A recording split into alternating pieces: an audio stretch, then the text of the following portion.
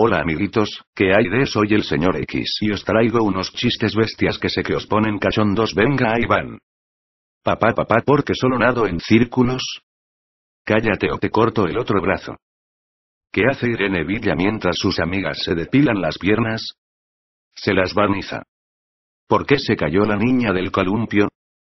Porque no tenía brazos. ¿Cuál es la diferencia entre atropellar a Pablo y a un perro? Que antes de atropellar al perro se escucha una frenada. Postdata.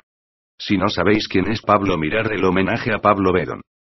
Papá, ¿por qué cuando me agacho veo 4 huevos? Porque te estoy dando por culo, hijo. ¿Qué es Irene Villa montando a caballo? Un centauro. ¿Cuál es la parte más dura de un vegetal? La silla de ruedas. Papá, ¿por qué envuelves el hámster en cinta aislante? Pa' que cuando le meta la polla no estalle, hijo. ¿Qué hace un parapléjico en una montaña? La fotosíntesis. ¿Puede bajar Pablito a jugar al baloncesto? Pero qué crueles sois, ¿sabéis que no tiene ni brazos ni piernas? Sí, pero boca de puta madre. ¿Cómo va Irene Villa al trabajo? En mochila. Este es un padre que le desea feliz Navidad a su hijo y este responde.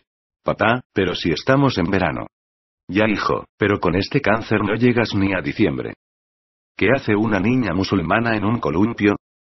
Poner nervioso a un francotirador. Mamá, a mí de mayor me encantaría ser. Calla, niño, que tienes cáncer. Esto es un tío tan rápido, que empezó a dar vueltas a una farola y se dio por el culo. ¿Por qué no hay negros con síndrome de Down?